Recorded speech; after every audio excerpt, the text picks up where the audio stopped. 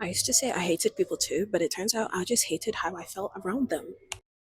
Loner core, a person that prefers not to associate with others, a person who likes to do things on their own, a person who doesn't seek out, actively avoids, or fails at maintaining relationships with other people. Even though all of these definitions are slightly different, the common theme, all in all, is that a loner is somebody that prefers their own company to the company of others, period. It's simply a person who gains energy and joy from being alone. And so, in my eyes, this is no different from an introvert, from somebody who has a very, very low social battery. I'm gonna say it's not a bad thing to be a loner. It is not. I think it's a good thing, actually. Controversial, probably, but I think it's a great thing. In fact, I think it's a luxury. If you're somebody who enjoys their own presence and can have fun by yourself in the presence of no one and not feel like you're lacking anything, you are blessed. However, the problem does arise when you're a true extrovert and you find yourself categorically a loner. Or you're somebody that craves the presence of other people, but you've gone without for such a long period of time. That is a problem. And because that's a problem, you might find yourself becoming what is known as a misanthrope or misanthropist.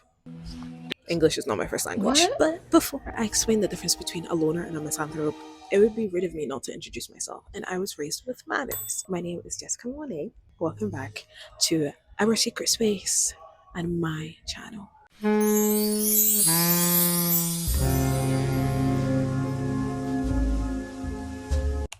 Rejection core. A misanthrope is someone who dislikes, distrusts, and has a hatred Right. for humankind. Hatred is a strong word, by the way. If you're somebody that fits in that boat, you feel like you hate all humans, you feel like you hate all people, I might have to clock your tea just a little bit. I feel like hatred has an undercutting of obsession. You're obsessed. When you hate something, you recognize it as valuable.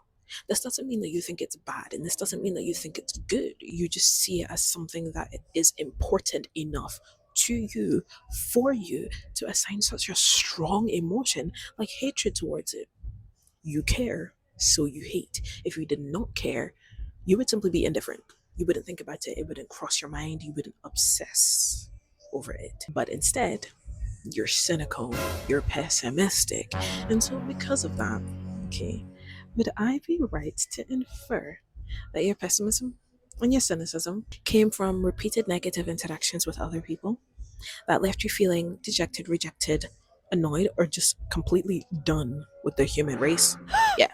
If that is you, you, my friend, with your I hate people label, are doing what is called, what the kids like to call nowadays, as a holy cope. Right. Okay, that's a holy cope. You're coping. You can put your Twitter body, your fingers down. You can put the defensive walls down. In the club, we all fam. I was you. I can relate to that.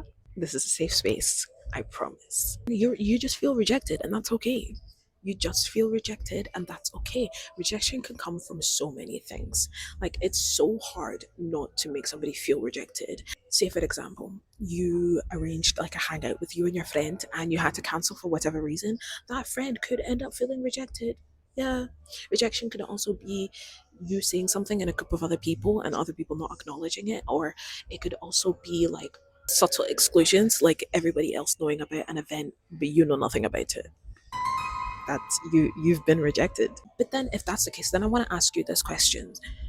Do you really truly hate people, or do you just feel rejected? Like, one does not have to equal the other.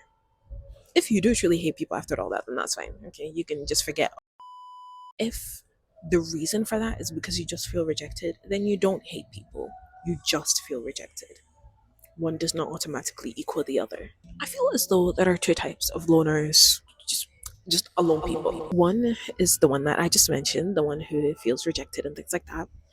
Then there's the other. This one is a loner that has become a loner or a misanthrope because of their hatred of the social game. These loners feel like socializing is a game that they are constantly playing with energy vampires. Like, they're in these social interactions with these energy vampires that are sucking out all of their energy. following meaningless, unspoken social interactions, regardless of whether that's sincere or not. And so these loners become loners because they don't want to be like that. They don't want to play this game. And so this next section is called masking core. Allow me to get philosophical for a moment, okay? Bear with me. When I used to hate people, I didn't hate people. I just hated the social game, right? It felt so pointless. It felt so soul sucking. Like it looked fun from the outside. But when you get inside, you realize how people are killing pieces of themselves, dimming down pieces of themselves in order to appeal to others, or they're over exacerbating pieces of themselves in order to get the approval of others. Like it just felt like a constant dance macabre. It gave off fake. It was very disingenuous to me, and I did not want to be a part of that. And so, whenever I would come in, bring my true personality, or and just come in and be like, "I'm gonna be me," they're gonna like me because I'm true and authentic and I'm real. Slap in the face. The world doesn't work that way. You get rejected because there's no tact. You have no tact when engaging with other people that are social rules and conventions that you do have to follow. Some of you are also in that same boat. You probably experience the same thing. And in this world, you either swim or you sink. And I'm saying the loner sank. Damn. Some of you, before you sank, you decided to swim a little. You decided to learn the pleasantries, to play the game, do the surface level conversation, keep your true interest hidden, don't appear too excitable, don't look too weird, don't laugh too loud, like blah, blah, blah, blah, blah. You decided to follow and learn all of that. But that was the most exhausting thing that you ever had to do. Every single time that you're in these social interactions, you are constantly performing. And so every time you leave them, you want to go home and stare at your ceiling for like 2 to 3 business days because you just have to be so hyper aware and alert and just fronting a persona that is different to yours because it is more socially acceptable. And so I can understand why those people also become loners because it's tiring to perform. It is exhausting to perform. And so I get it. And I get it. I completely get it. Masking is so tiring that you'd rather be alone than be forced to perform for other people. But even to the maskers, even to those of you that are performing, my question to you is, do you really, really hate people? Or do you just hate that you constantly keep running into the wrong people while looking for the right ones in front of which you won't have to perform to be accepted? And there's so much more where that came from. I'm going to force you to reflect right now. We're going to think about things, okay? Because once you actually think about it and stop wielding your I hate people like a protection badge, then you will get the answers that you were so desperately seeking for, but you don't want to let people know you're seeking for. Reflection time. My first question to you is, when you say that you prefer being alone, is that something that feels liberating and expansive to you? Or is that something that is more protective? Like you say, I prefer being alone. And that's like, this is my sacred space. This is my own lone space. I don't want anybody to get to know me. I don't want anybody to get to know what's in my head. Whether that's because you're scared of how they're going to treat you once they know, or you're scared that you're not going to be accepted, or you're just so protective of yourself. Is it that? Is it protectiveness? Or is it just liberating? You just like being by yourself? My next question to you is, what do you assume comes easily to others that feels inaccessible to you? What have you observed? Because I know you're observing, you're not talking to people. So all you're doing is looking at people, observing social interactions, judging things, taking in information. What have you seen that seems to come so easily to people that feel so inaccessible to you? Is it their charm, their charisma, their wit, their ease in sliding in and sliding out of a conversation, the tact that they have, how well they play the social game? What is it? Pinpoint that thing.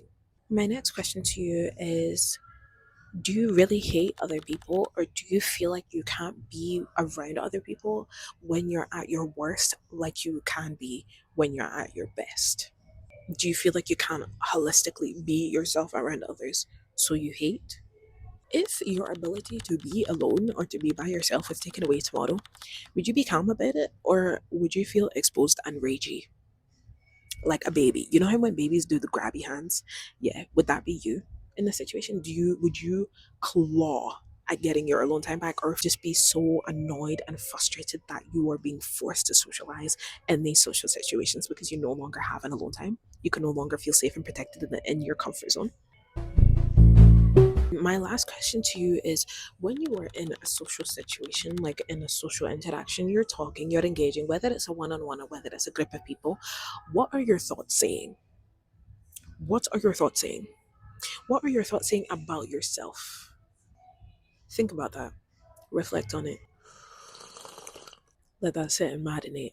Freedom, core. It is so important that you treat yourself gently when you're socially off or socially awkward. Like, would you berate a 9 month old baby for falling while they're learning to walk? No. You are deserving of that same patience and same gentleness. You deserve to show that same patience and same gentleness to yourself, regardless of others aren't. Like, regardless of what you've been told and the way that you've been treated, you do not owe the world a performance. Being socially awkward or being socially offbeat or whatever, it is not a moral failing. Trust me, it could be way worse. It is not a character flaw. There are people out there that have turned that into their charm.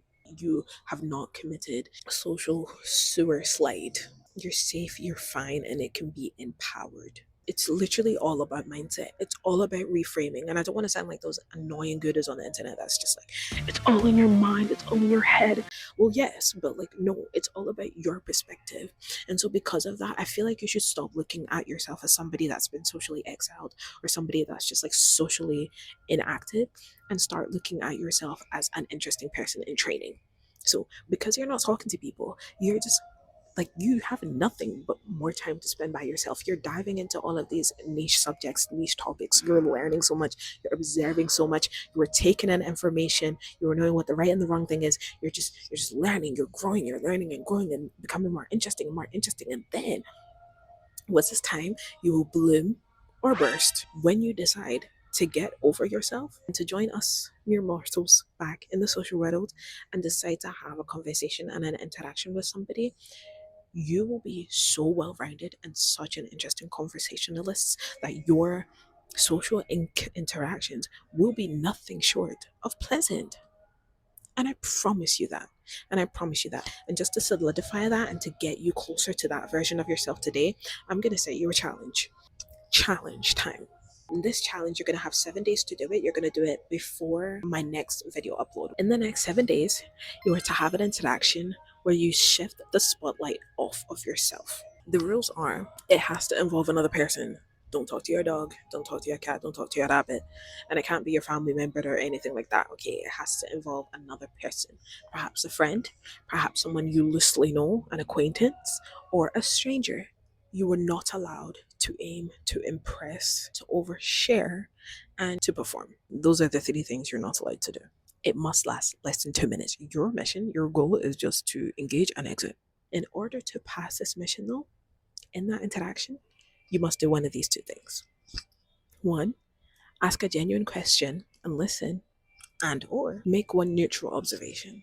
So that's something like, that must be so exciting for you, or you must be really pleased, or that's so frustrating.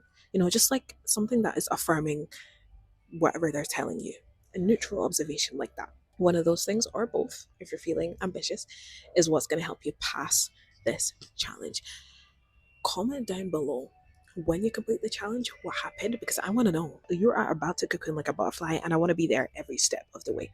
The best comment, the comment that I like the most, is going to be put on the jumbotron anonymously, of course, and you have a chance of being put in my new angelic hall of fame. And the reason why I'm doing this is because you deserve to be celebrated when you are actively trying to push yourself to be better.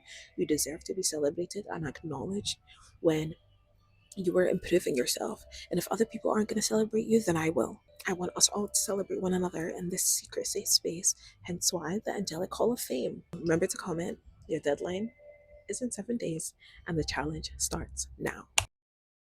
Oh my goodness, that's it for today's video, guys. I hope you guys enjoyed. Make sure to leave your comments down below. Don't forget, tell me all about your challenges. Okay, I want to know about it. And make sure to follow me on all my social media. I think my Instagram is public again, so you can follow it. My TikTok has never been private, so you can go follow that if you want to. I just post silly things on there. I'm in my DJ era, and I'm just mixing random songs. Do I have a turntable? No. Do I have a professional platform or studio that I use? Absolutely not. Just amateur, but it's fun. This is my new hobby, my social pastime. I hope you have a wonderful day, evening, or night, whatever you are. Happy New Year, and I'll see you guys next time.